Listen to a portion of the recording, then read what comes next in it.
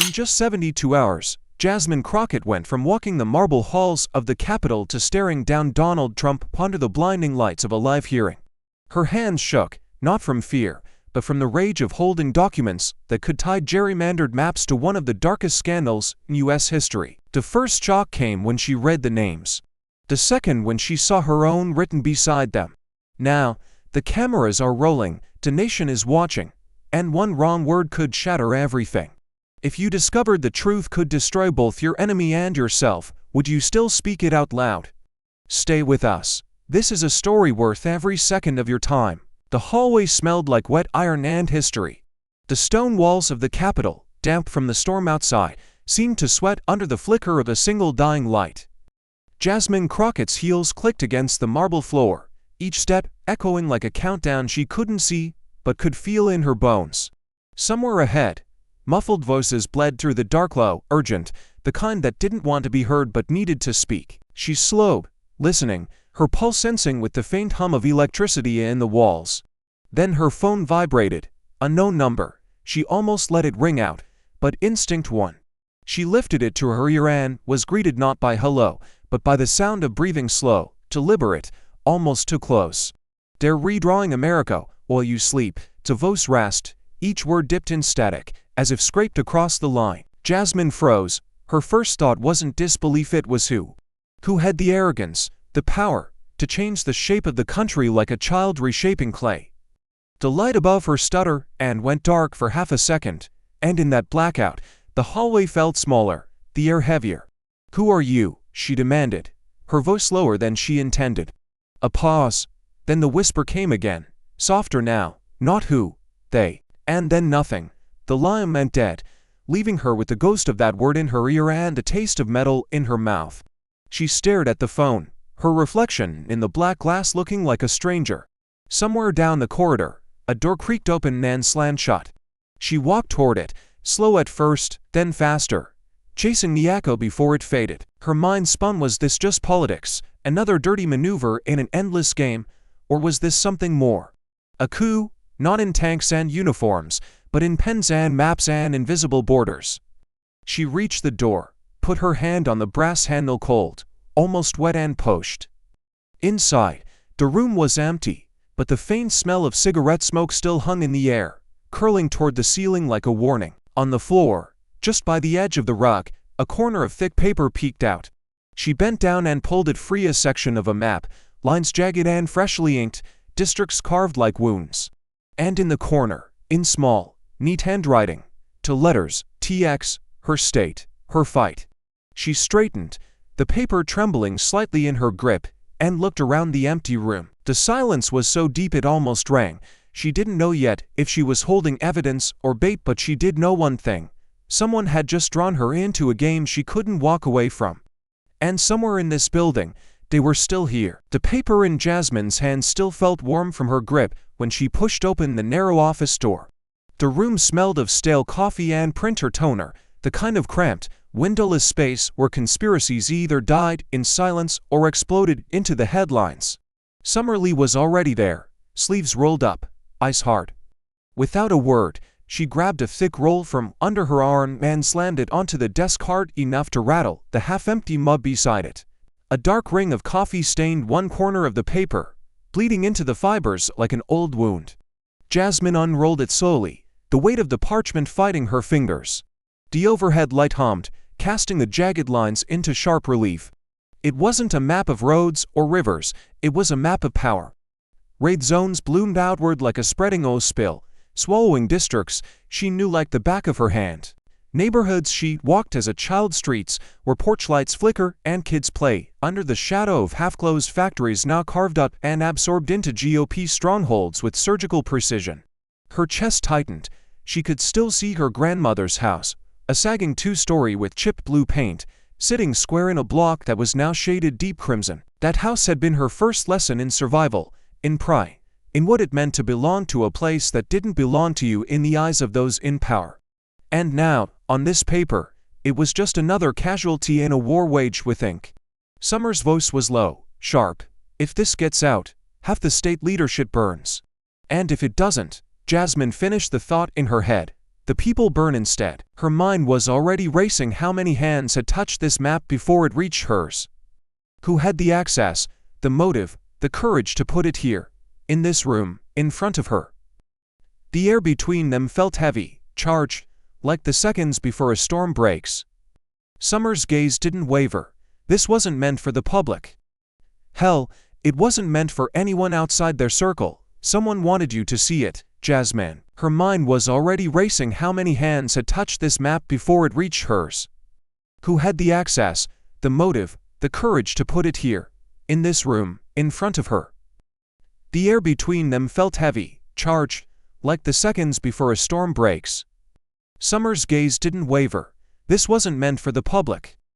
Hell, it wasn't meant for anyone outside their circle. Someone wanted you to see it, Jasmaine. The question is, Jasmine pressed her palm flat on the map, feeling the rough texture under her skin, the quiet thrum of danger humming just below the surface. She met Summer's eyes, the weight of the paper like a living thing between them.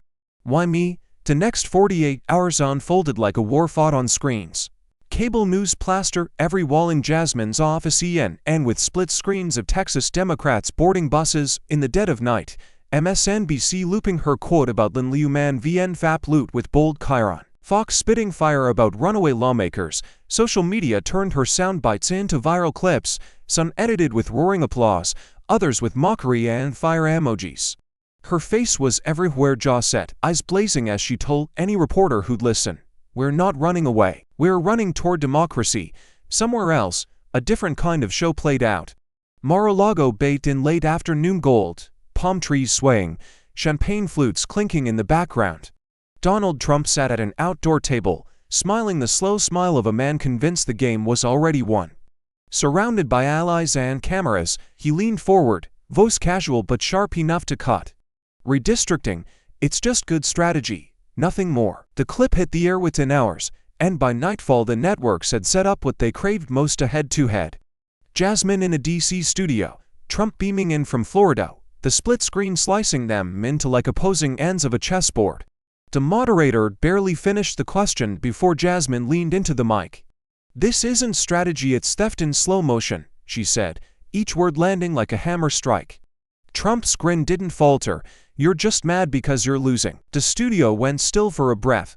Was it the confidence of a man untouchable, or the bluff of one who knows the ground beneath him is cracking? The segment ended, but the echo of their exchange kept replaying in Jasmine's head as she packed out for the night. The city was dark when she returned to her office. A single email sat in her inbox, no subject line, no sender name, just a paperclip icon. Against her better judgment, she clicked. The file was small, but the title made her chest tighten. E.M. Epstein Maxwell. For a moment she just stared, the soft whir of the air vent suddenly deafening.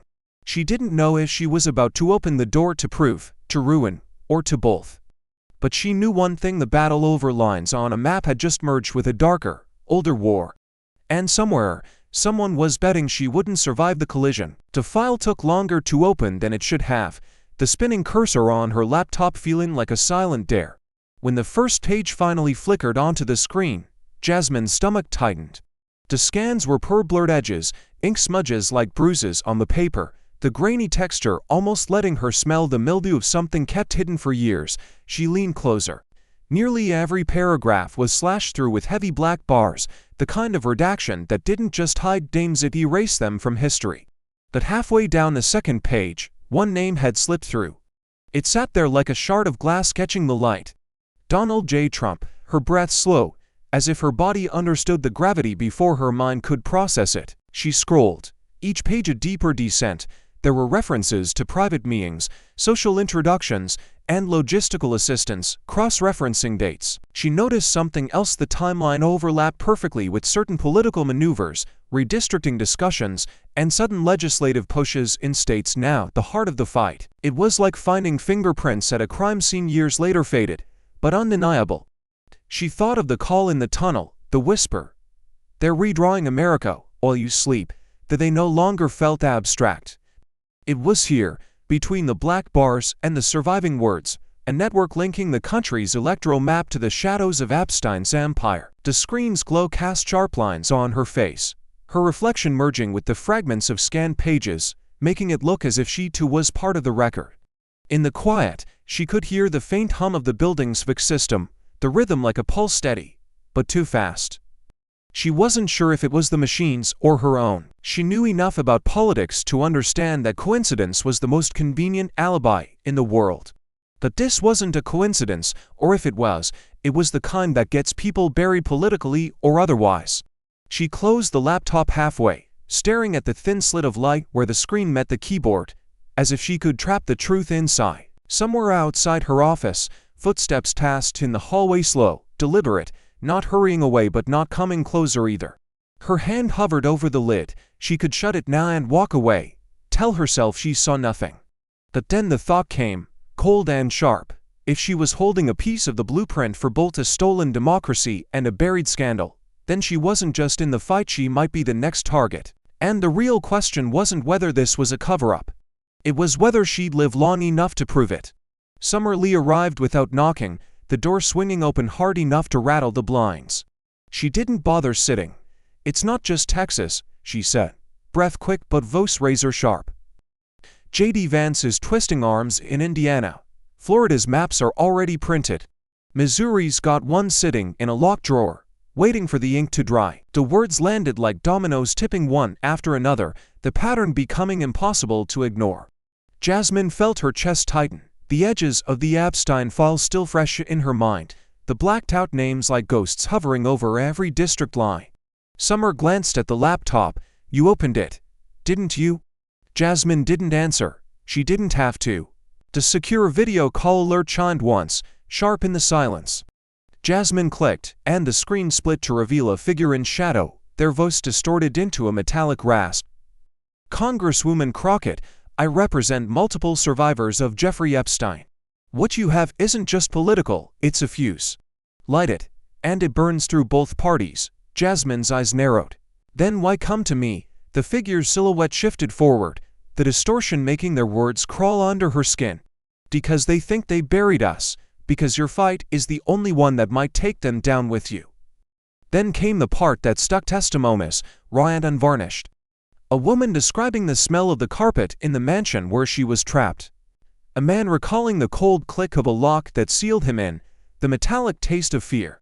Jasmine closed her eyes for a moment, and her mind slipped back to her own neighborhood, the thin walls, the constant hum of danger, the unspoken rules about who you could and couldn't cross. Empathy and rage tangled into a knot so tight she wasn't sure where one ended and the other began. When she opened her eyes, the shadowed figure was waiting. "Expose it, and they'll come for you, but if you don't." The next generation grows up thinking this is normal. Summer leaned against the desk, arms crossed, watching Jasmine like she already knew the decision was being made in real time. The cursor on the screen blinked, an unspoken countdown. Jasmine could feel the weight of it pressing against her chest, the cost of silence against the risk of truth. She exhaled slowly, but her voice was steady. "If I do this, the story can't just survive the news cycle, it has to bury them before they bury me." The call ended, leaving only the reflection of her own face on the darkened screen. Somewhere deep in the building, a phone rang and stopped after a single tone. She couldn't tell if it was a coincidence or a signal. The question burned hotter than anything else: if she went public, would the world finally hear the truth? Or would it vanish, swallowed whole by the same machine she was trying to destroy? The first shock came just after noon, piped through every television in every diner, airport lounge, and congressional break room in America. Fox News cut to Donald Trump sitting in front of an oversized American flag, leaning forward in his chair like a man delivering a death sentence. "Crockett is lying," he declared, voice sharp, eyes locked on the camera. "Total witch hunt. A disgusting, desperate move from a nobody trying to make herself famous." Sad. He let the words hang, a smug pause before adding, "And trust me, she's going to regret it." The clip spread like wildfire, the chyron screaming Trump fires back as pundits nodded or sneered depending on the network. Jasmine didn't wait for the dust to settle. By 5 p.m., she was in a studio at MSNBC, the heat from the overhead lights mixing with the metallic scent of the mic in front of her. Her posture was unshakable, her gaze steady into the lens. "I've seen the papers, Donald," she said, each syllable clipped clean. "Sleep well. While you can." It was more than a warning, it was a promise. and she knew exactly how it would land. The control room fell silent for a beat before the host shuffled his papers and tried to smile for the next segment. The internet exploded in real time. Hashtags like hashtag Crockett vs Trump and hashtag Mapgate trended side by side with hashtag Witch Hunt and hashtag Sleep Well Donald. Twitter feeds split into warring camps. TikTok flooded with clips, duets, and slow-motion edits of Jasmine's lie, some set to dramatic orchestral music, others to pulsing bass drops. The comments sections turned into battlefields, accusations, defenses, conspiracy theories, and screenshots of redacted documents swirling together in a chaotic storm. News alerts ping every few minutes, tracking every tweet, every gesture, every new soundbite. By nightfall, Jasmine was back in her office, the noise of the day finally muted behind thick wooden doors. She leaned back in her chair, exhaustion and adrenaline competing for space in her veins. The city outside hummed its low, restless tune, the distant wail of sirens, the occasional thud of car doors. Her phone buzzed on the desk. No caller ID, one new message. She hesitated before opening it, the glow of the screen casting a pale light over her face. The text was short, clinical, like it had been written by someone with no pulse. You won't make it to the next hearing. Her fingers hovered over the keyboard, but she didn't reply. Instead, she read it again, slower this time, feeling the weight of each word sink like stones in her gut. Somewhere in the building, a door clicked shut, echoing faintly through the empty corridor. She closed her laptop, the room suddenly colder, and let the silence stretch until it felt like something alive. This wasn't politics anymore, it was survival. And she'd just been put on the clock. The hallway to the Oversight Committee chamber was already running hot, not from summer air, but from the heat of the TV lights glaring down like interrogation lamps. The press corps lined the walls in a crooked gauntlet, their cameras humming, their lenses glinting like watchful eyes. The sharp smell of burnt coffee from a nearby press table hung in the air, mixing with the faint tang of metal from the microphones clutched in eager hands. Jasmine moved forward at a measured pace, heels clicking against polished marble, her focus locked straight ahead.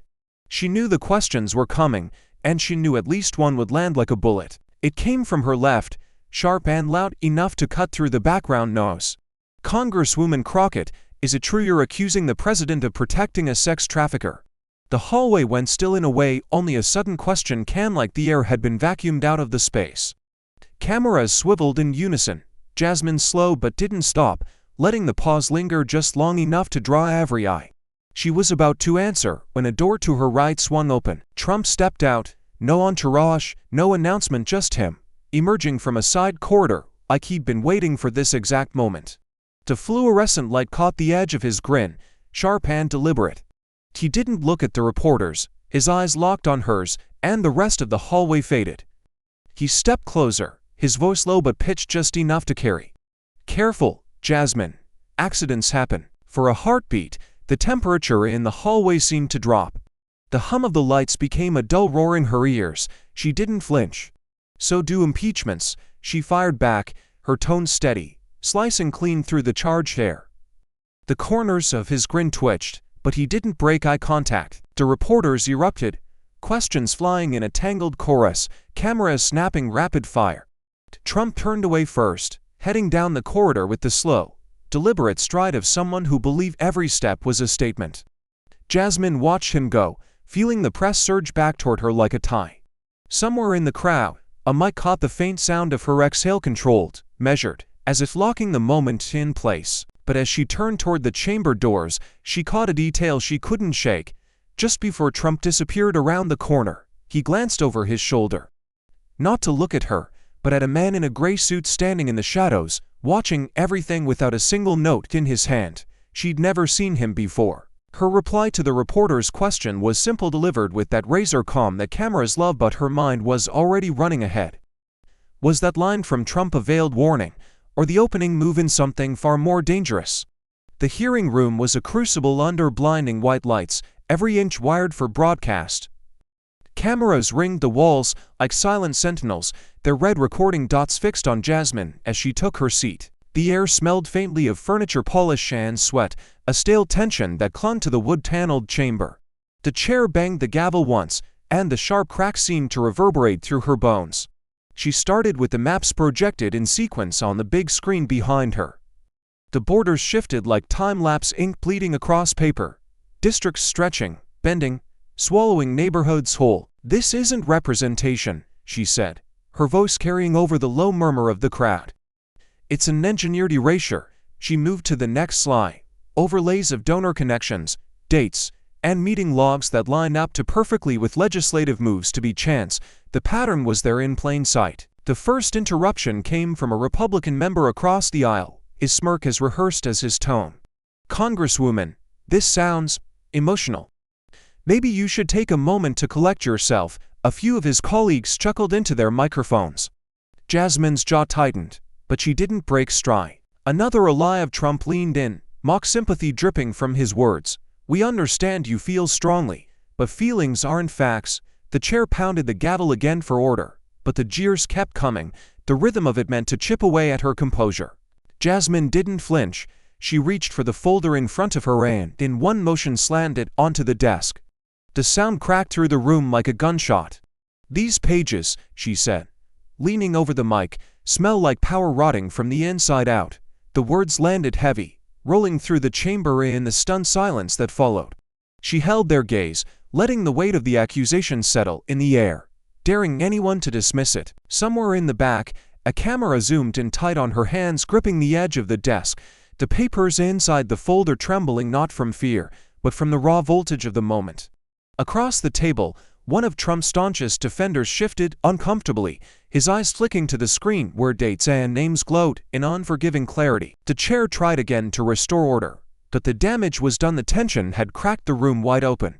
Reporters, in the press section, were already firing off tweets, hashtags forming before she'd even finished her sentence. Jasmine knew the optics could cut both ways.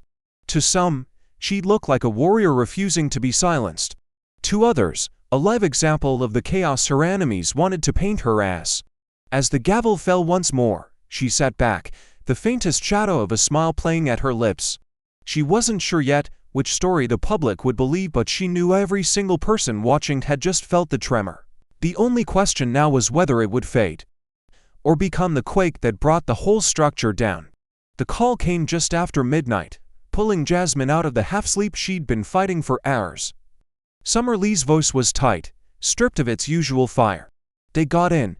That was all she said before hanging up. 10 minutes later, Jasmine was in the hallway outside Summer's office, the faint smell of burnt wiring and cold air seeping through the open door.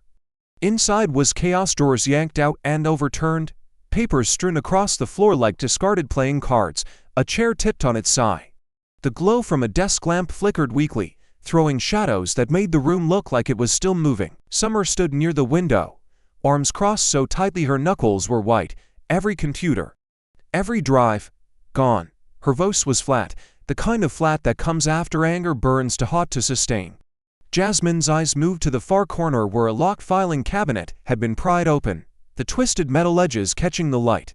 Scattered around it were empty folders, their labels half-read, witness statements, donor links, maps, confidential. Security had already pulled the surveillance feed.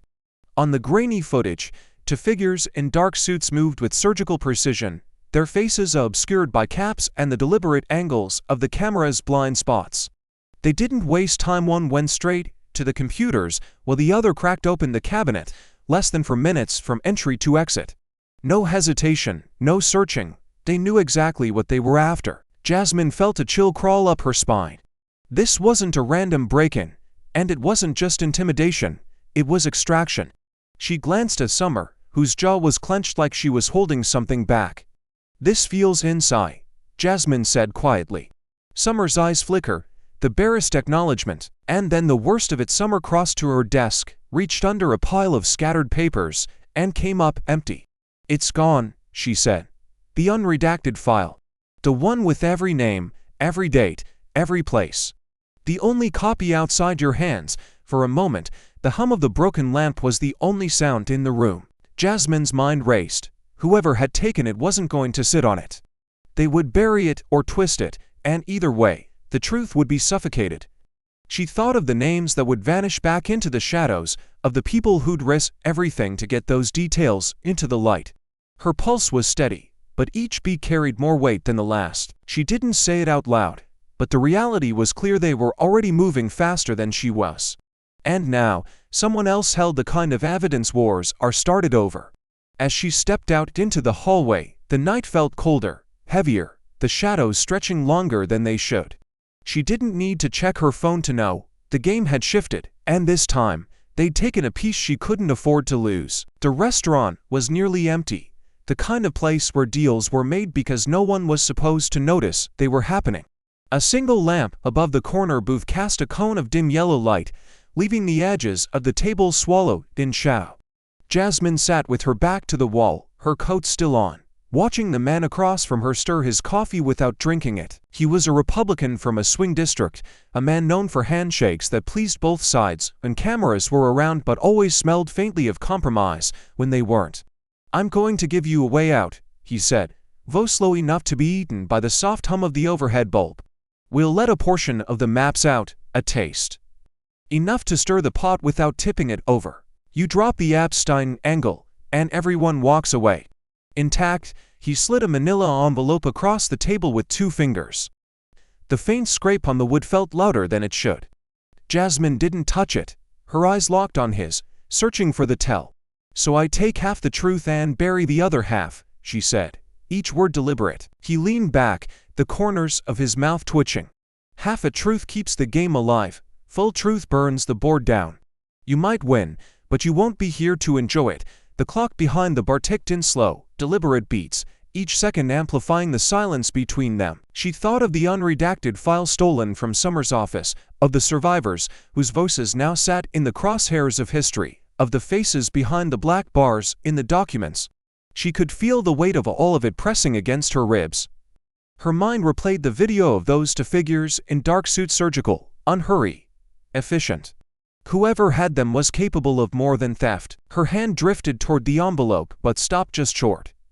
She didn't want to see what crumbs they thought were enough to quiet her. This was a leash disguised as an offer, and yet, she knew the danger of refusing.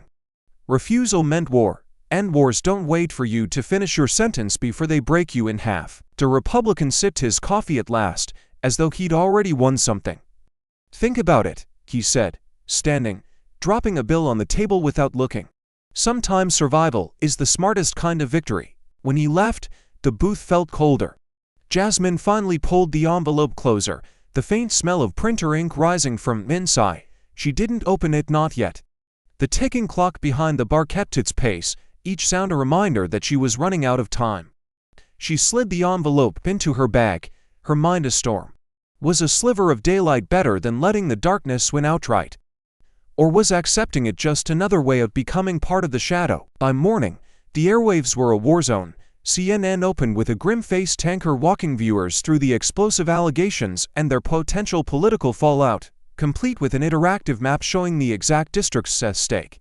MSNBC cut between Jasmine's past speeches and new interviews with voting rights advocates, the chyron screaming #Mapgate in bold red. Over at Fox, the narrative was flipped to entirely split screens of her next to Epstein's mugshot, pundits shaking their heads in mock disbelief, the phrase #Epstein files spinning like a siren in the corner. In each version of the story, the facts bent just enough to serve the audience watching. By noon, her phone was a live wire of notifications #surging, mentions climbing into the thousands. #Mapgate and #Epstein files dueled for the top trending spot, each one pulling the fight further into public view. Threads of conspiracy theories braided together with clips from her MSNBC interview, well-edited videos twisted her words into soundbites that made her look reckless or unhinged, depending on the source. Every scroll through her feed felt like stepping deeper into a crowd, where half the faces were cheering and the other half were sharpening knives. That was when her mother called. "Baby, are you safe?" The question was soft, but it cut through her like glass. In the background, she could hear the muffled sound of the local news in her mother's kitchen, the same voice looping footage of Jasmine walking down the Capitol steps. "They're saying things about you, things that aren't true." Jasmine kept her voice steady, but she could feel the ache behind her sternum. "I'm fine, Mom. I'm where I'm supposed to be." It wasn't a lie, but it wasn't the whole truth either. Her younger brother called next, his voice sharp with frustration. "You know what they're doing, right? They're painting a target on you. He didn't need to say who they were. She'd been living with the shape of them for weeks now. Her aunt sent a text with nothing but a praying hands emoji, as if the fight she was in could be settled by divine intervention.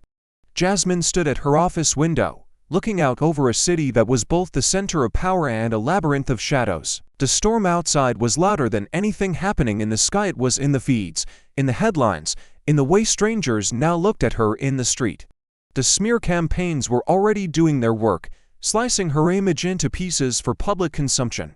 She closed her eyes for a moment, steadying herself against the glass. This was no longer just about exposing what she'd found. It was about surviving the machine built to crush her before she could finish the sentence. The real question wasn't whether she could withstand the smear campaigns. It was whether she could keep standing once they decided to stop attacking her image and start coming for her in person. The Capitol sub-basement was the kind of place most members never saw. A warren of low ceilings, concrete walls sweating in the dark, and a constant chill that seemed to seep straight into the bones. The musty air carried the scent of mildew and rusted metal, each breath tasting faintly of neglect. A faint drip echoed from somewhere in the distance, the sound irregular, but insistent, like a clock counting down in a language only the building understood. Jasmine moved quietly through the corridor, the heels of her boots softened by the damp air, her coat pulled tight against the cold. The meeting room was nothing more than a storage alcove with a single metal table at its center, lit by a bare bulb swaying slightly overhead.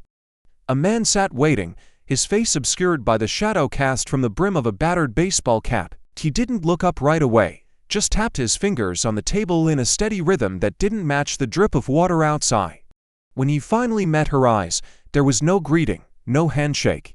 Just a slow reach into his jacket pocket and the soft clink of something plastic against metal as he placed it on the table, a USB drive, black and unmarked.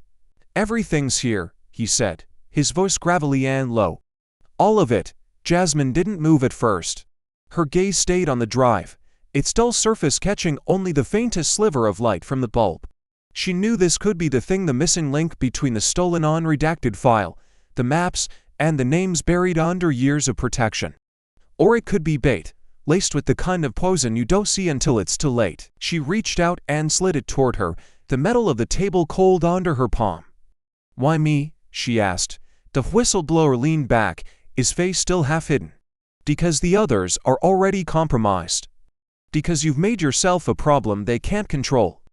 And because if you go down, you'll make sure they bleed with you." For a moment, neither of them spoke. The only sound was the hum of the bulb and the occasional echo of water in the hall. Jasmine slipped the drive into the inner pocket of her coat and stowed. "Then I'd better make it count." She turned toward the door, her eyes adjusting to the dim corridor beyond. That was when the lights flickered once, twice, long enough for the shadows to shift unnaturally along the walls. On the third flicker, the bulb went out completely, plunging the room into blackness so deep it felt physical. Somewhere in the dark, she heard the slow scrape of a chair leg against the concrete floor, and then, silence. The studio was colder than she expected, the kind of chill that seeped in through skin and made itself at home in the chest. Stage hands moved around her like a silent current, clipping the microphone to her jacket, adjusting the earpiece, brushing stray threads from her shoulder. The countdown clock on the far wall glowed a deep read, 6:32 until they went live. Jasmine's palms were damp, her heartbeat so loud she half expected it to get picked up by the mic. The scent of hot stage lights mixed with the faint tang of dust and metal from the camera rigs. Every second, the numbers ticked down, steady and merciless. A producer stepped in close, murmuring into her ear. "Trump's people just started their own press conference. Live feed, major networks, trying to set the frame before you speak." She didn't need to see it to know what was playing, his familiar cadence, the leaning forward, the punctuated insults that got as much applause as they did outrage. Somewhere in another building, he was already working to cast her as unstable, untrustworthy, and most dangerous of all, un-American. Her gaze drifted from the countdown clock to the reflection in the teleprompter glass, and for a split second she wasn't in the studio anymore. She was 12 years old again, standing on the stage of a faded high school auditorium, clutching a sheet of crumpled paper with her speech about fairness. She could still smell the floor wax, hear the faint creak of folding chairs as the crowd shifted. She remembered the heat in her cheeks when the woes in the back row snicker, And the way her grandmother, sitting front row center, met her eyes with that small, firm nod, the nod that said, "Don't you dare stop." That was the day she learned what her voice could do, not just to make noise, but to make people listen. The teleprompter scrolled slowly as the studio fell into that strange pre-broadcast hush, where every cough, every shuffled footstep felt amplified. 3:14. Her throat was dry, but her mind was sharp now, the earlier tremor in her hands replaced with a low burn of purpose. She could feel the gravity of what she was about to do. One wrong turn in her words, and the story would belong to them, not her. Another whisper in her ear. 1 minute. The cameras adjusted their gaze, each lens staring down at her like an unblinking eye. She glanced once toward the monitor showing Trump's press conference. He was smiling in that slow, deliberate way he used when he believed he'd already won. Her jaw tightened. She turned back to face the lens head-on. The floor manager held up 3 fingers. 2, 1. In that final breath before the red light above the camera flared to life, the question wasn't whether she could speak. It was whether she could set the room and, maybe the country, on fire with the first sentence. The red light above the camera blinked on, and the air in the studio seemed to tighten. Jasmine's voice cut clean through the hum of equipment and the muted shuffling from the press gallery. "Tonight," she began, "you're going to see exactly how they're stealing your voice and who's helping them do it." The screen behind her flickered, then locked into a split image. On the left, the clean, familiar map of Texas districts as they'd stood for years. On the right, a grotesquely altered version, boundaries contorted and stretched like spilled ink chasing cracks in the paper. She stepped to the side, letting the audience take it in. "This is your democracy before," she said, tapping the left side. Then her hand shifted to the right. "And this is after, engineered to make your vote count less, while theirs counts more." The room was still for a moment, as if people were recalibrating what they were looking at. Then the next slide hit. The district map dissolved into a spiderweb of red lines connecting names, dates, and bank transfers, some leading to known GOP operatives, others to shell companies already flagged in the Epstein investigation. Gasps rippled through the room. A reporter in the second row muttered, "No way," before catching herself. The overlaid chart sharpened, revealing a clear line from a Florida political committee to a private account linked to one of Epstein's former associates, then to a PAC funding redistricting legal teams in multiple states. Jasmine's voice was steady, but her words landed like hammer strikes. "These connections are not random. They are not coincidence. They are the infrastructure of corruption." The press pool erupted, voices clashing as questions were hurled over one another. "Who gave you this? Are you accusing the president directly? Do you have evidence beyond the charts?" She didn't answer yet. Instead, she advanced to the final slide, a document fragment, partially redacted, but with one name visible in bold, unflinching type: Donald J. Trump. That broke whatever fragile order the room had left. Cameras zoomed, pens scratched against notepads, the heat from the lights now matched by the heat in the air. One network's feed cut to a split screen, her map on one side, Trump's led press conference on the other, where he was leaning forward at the podium, jaw tight. Jasmine faced the camera head-on. "The Department of Justice has this information now. They have the power to act, or they chose to bury it.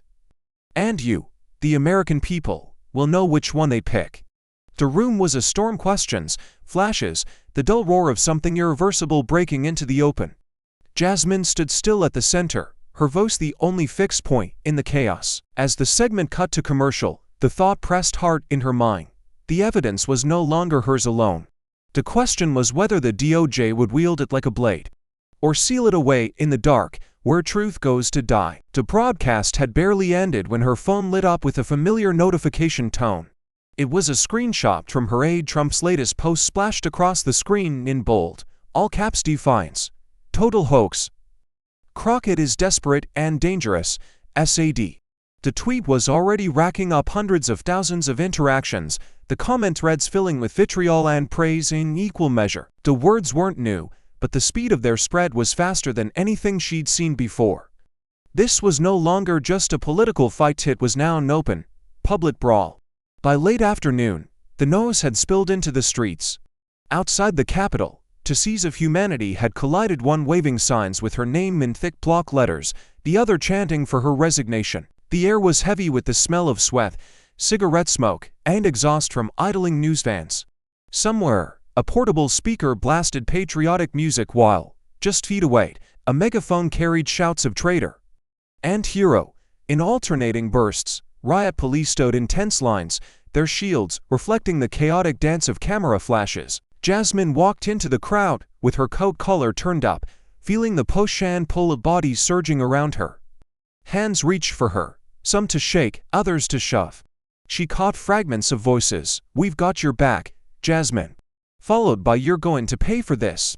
The nose was a living thing, wrapping around her, testing her balance, her nerve. She kept moving, head high, refusing to let either side see hesitation. Every step forward was a reminder that she was walking through the physical embodiment of the divide she had just deepened. Her mind flicked between the documents she'd revealed and the faces in front of her, wondering how many of them would ever know the full weight of what she'd seen. It happened near the outer edge of the crowd, just as she was about to reach the safety of the Capitol steps. A figure in a black hoodie and surgical mask stepped out from between two larger protesters, their movement deliberate and timed to the surge of bodies pressing past. They brushed against her arm light enough to pass for an accident, and in that contact, she felt a slip of paper pressed into her palm. She looked up, but their eyes were hidden, and within seconds they melted back into the nose and color of the crowd. She didn't stop walking, didn't unfold the note until she was inside, shielded from the crush of voices and cameras. The handwriting was blocky, precise, almost mechanical. "Meet me at midnight, bring no one." No signature, no explanation, just the chill of knowing someone out there had been close enough to touch her without anyone noticing. She stood in the empty hallway, the note a weight in her hand heavier than any file she'd held. Midnight was only hours away, but in the silence, it felt like the countdown had already started, and whatever waited for her in the dark could decide whether this fight ended in victory or vanished with her.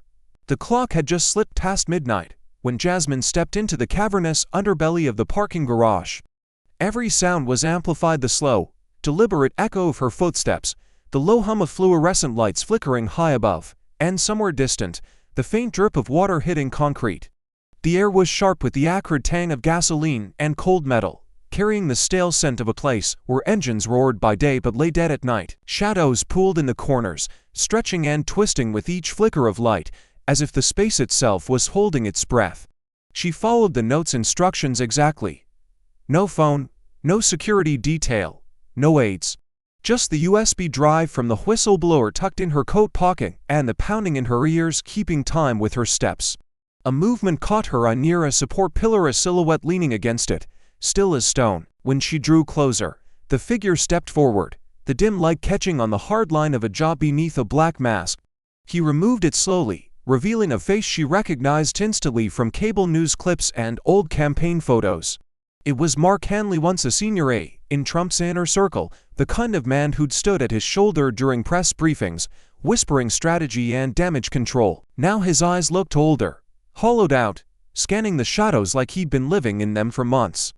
"I don't have much time," he said, his voice low but urgent. "They're watching me. They'll watch you after this." Her pulse quickened.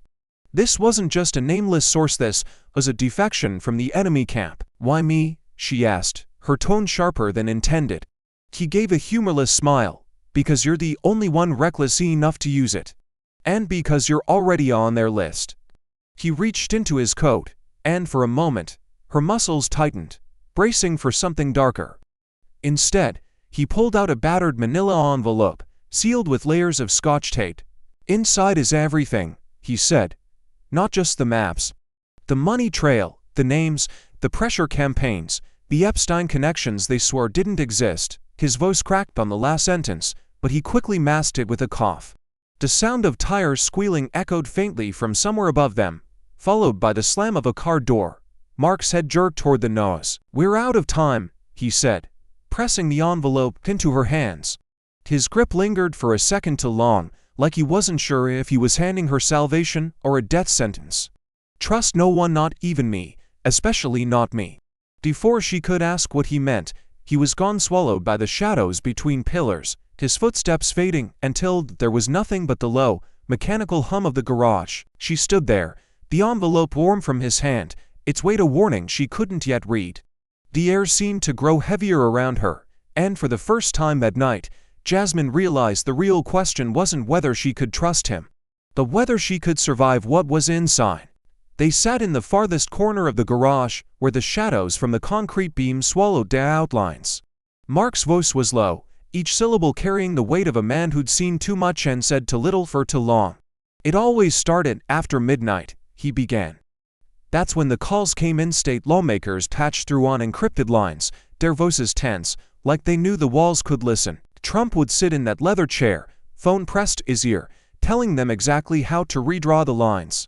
Not to win fairly, to erase the opposition entirely." His eyes didn't blink as he spoke, his tone flat but laced with something darker, shame, maybe, or fear that words themselves could summon ghosts. Jasmine leaned forward, the cold metal of the folding chair pressing into her back. "You're telling me the President of the United States directly orchestrated state-level gerrymanders?" Mark's lips curled into a bitter half-smile. "I'm telling you he gave them street-by-street instructions, like a mob boss carving up turf. And when the maps were done, the shredders started." His fingers tapped against his knee, an unconscious metronome to the memory. Not just paper hard drives, flash drives, even SIM cards, gone before dawn. He reached into his jacket again, this time pulling out a slim, unmarked USB drive. He set it on the table between them like it was radioactive. "You want proof? This is every conversation I could smuggle out before they realized I'd turned. Late-night strategy calls, backroom deals, promises to kill investigations in exchange for political loyalty." And he hesitated, swallowing hard, his voice clear as day. Jasmine stared at the drive. "You mean?" Mark cut her off, his gaze locking on hers. "I mean the president saying things that, if aired, will tear this country in half overnight." The hum of the parking garage felt suddenly louder, the distant drip of water sensing with her heartbeat. She imagined the recordings playing out on every TV in America. Trump's voice, smug and certain, explaining how to bend democracy until it broke. She imagined the chaos, the denials, the violent reactions. And yet, deep in her gut, she knew this was the kind of truth that could never be buried without poisoning the soul above it. Mark slid the drive toward her, his fingers brushing hers for just a second. "Once you open it, there's no going back," he said, almost like a prayer. "Not for you, not for me, not for the country." Jasmine closed her hand around the tiny piece of plastic, its edges sharp against her palm. Somewhere far above them, a car engine roared to life, the sound reverberating through the concrete like an omen. She didn't know if this was the weapon that would end him or the match that would set the nation on fire. And in that razor-thin moment between fear and resolve, one question sliced through the nose like a blade. Was this enough to topple a president, or would it be the very thing that crowns him untouchable? The night split open with the sound of tires screaming against concrete. Headlights cut through the dim of the parking garage, throwing jagged shadows across the pillars. An SUV, matte black with no plates, skidded to a stop between Jasmine and the only exit. Before she could react, the passenger door flew open and two men in tactical jackets surged out, their boots slamming against the ground in unison. Mark spun toward the sound, his eyes wide not with surprise, but with recognition. "Run," he barked, already stepping forward as if to block their path. Jasmine's grip tightened around the USB in her pocket, the plastic digging into her palm like a talisman. The men moved with precision, one grabbing Mark by the arm, while the other shoved him hard into the SUV's side. The metallic clang echoed through the garage, followed by the low grunt of pain from the man who had just risked everything to hand her the truth. Jasmine's instincts screamed at her to help, but Mark's voice cut through the chaos hoarse, urgent. "Go. Now." She didn't hesitate. She bolted toward the far ramp, her footsteps loud against the concrete, her breath coming in sharp bursts that crystallized in the cold air. Behind her, the scuffle intensified, the dull thud of fists meeting flesh, the slam of a door, the muffled curse of a man being overpowered. She glanced over her shoulder just long enough to see Mark's face pressed to the SUV window, his mouth forming a final, silent warning she couldn't hear. Then the vehicle lurched forward, its engine growling as it carried him deeper into whatever darkness had claimed him. Her own escape was a blur dodging between parked cars, weaving through narrow lanes until she burst into the open night. The air outside was colder, biting at her skin, the city skyline a jagged silhouette against the low-hanging clouds. She pressed her back against a brick wall, forcing herself to stillness, to silence, The USB wasn't her only lifeline now. Her other hand clutched the small digital recorder Mark had slipped her in their final seconds together. Only then did she notice it blinking in the corner of the tiny screen. The battery icon was down to a single red bar. Each pulse of light felt like the countdown of a bomb she didn't yet know how to defuse. If it died before she got the files off it, the only first-hand evidence of Trump's voice, his orders, his schemes would vanish forever. Somewhere in the distance, the low rumble of the SUV's engine faded into the night, taking Mark with it. She didn't know if she'd ever see him again, or if he'd survive the next hour. But one thing was certain. Whatever came next, she had only moments to keep the truth alive before it went dark with the battery.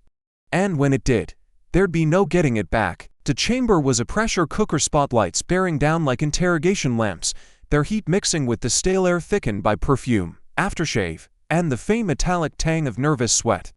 Every seat was filled, every eye trained forward, yet the air felt taut, as if the walls themselves were holding their breath. The murmurs of the floor died into an almost unnatural stillness when Jasmine Crockett rose from her seat, a folder of notes in one hand and the weight of the country in the other. She didn't look at the cameras first, she didn't look at her colleagues. She let her gaze travel upward straight to the gallery where Donald J. Trump sat, arms folded, chin high, that trademark smirk carved into his face, as though this were just another TV taping he could control. The murmur in the room swelled for half a second, then vanished under the sharp crack of the speaker's gavel. The House recognizes Representative Jasmine Crockett. Her voice cut clean through the chamber. I stand here today not for party, not for power, but for the people who've been erased by a pen, by a map, by a lie. She opened the folder, revealing the damning overlays, old congressional maps beside the surgically precise red lines of the new gerrymanders, their borders curling like the spread of a toxic stain. Gasps rustled through the chamber. She didn't let the sound distract her. We have evidence on tape, on paper, linking these distortions of democracy to a network of influence and exploitation that reaches into the highest office of this land. Trump shifted slightly in his seat, but his expression didn't break. Jasmine pressed on. And yes, I've heard the names. I've smelled the rot. I've seen the faces of survivors who were told their stories didn't matter as long as the right people stayed in power. I cannot be silent. The air thickened around her, the heat from the spotlights merging with the heat from her words. She held up the recorder, its tiny screen still flickering, the red battery icon a warning to everyone watching. On this device is a voice you all know, one that has told you, the American people, that this was all a witch hunt.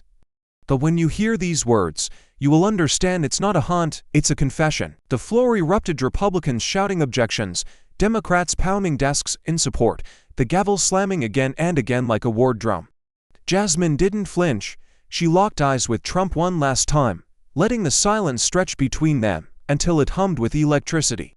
Today, you must decide, she said, her voice dropping to a low, razor-sharp whisper that still carried across the chamber. Will you censure the corruption you've heard with your own ears? Or will you stand to protect it and let the rot consume us all? And as the speaker called the House to vote, the chamber wasn't just filled with noise, it was filled with the knowledge that history would remember exactly who chose which side. The chamber erupted before the final tally was even read. The green lights on the voting board outnumbered the red just enough to pass the motion to open a full federal investigation. Cheers broke out from Jasmine's allies, their applause cracking like a sudden summer storm, but it was met instantly by a wall of boos and jeers from the opposition benches. The speaker's gavel pounded to restore order, but the sound was drowned by the roar of two Americas colliding under the same dome. Up in the gallery, Donald Trump shot to his feet, the smirk gone, his jaw set like a man who had just been forced to taste defeat for the first time in years. He didn't look at Jasmine as he left. He didn't have to. The echo of his heavy steps down the aisle was statement enough. Outside, his supporters had already gotten the news. Chance of witch hunt, boomed through the marble corridors, the sound ricocheting off the walls and seeping back into the chamber like smoke. Jasmine remained standing at her desk, breathing evenly, her eyes scanning the chaos as if committing every detail to memory. A few of her colleagues reached out to shake her hand, to congratulate her on the victory, but she didn't let the moment swallow her whole. This wasn't the end. It wasn't even the middle. This was round one. and she knew her opponent was a man who thrived in the darkness between battles. Through the window, she caught sight of the crowd outside Trump's diehards waving flags, their faces lit by the glare of media spotlights. Somewhere beyond them, camera crews jostled for position, ready to broadcast his inevitable counterstrike. She imagined him already plotting, turning this loss into a rallying cry, sharpening his narrative until it cut deep into the heart of his base. Her feigned smile wasn't one of celebration, it was the smile of a fighter who knows the next punch is already coming. She picked up the recorder from her desk, feeling its weight in her palm, the battery icon still flashing a stubborn red. This was the fuse, and she'd just lit it on the house floor. As she stepped away from her seat, the din of the chamber fading behind her, one question clawed its way to the front of her mind, one that would keep her awake long after the camera stopped rolling. Now that the war had begun in public, just how far would Donald Trump go to win it? In the shadows, the tunnel was colder than she remembered, the same low hum of ventilation, the same faint scent of damp stone and rusted metal from Chapter 1. Her footsteps echoed against the narrow walls, each one swallowed too quickly by the darkness ahead. She carried nothing now but her phone in one hand and the memory of the vote still pounding in her ears. The glow of a single flickering bulb overhead caught in the polished tile, casting warped shadows along the corridor.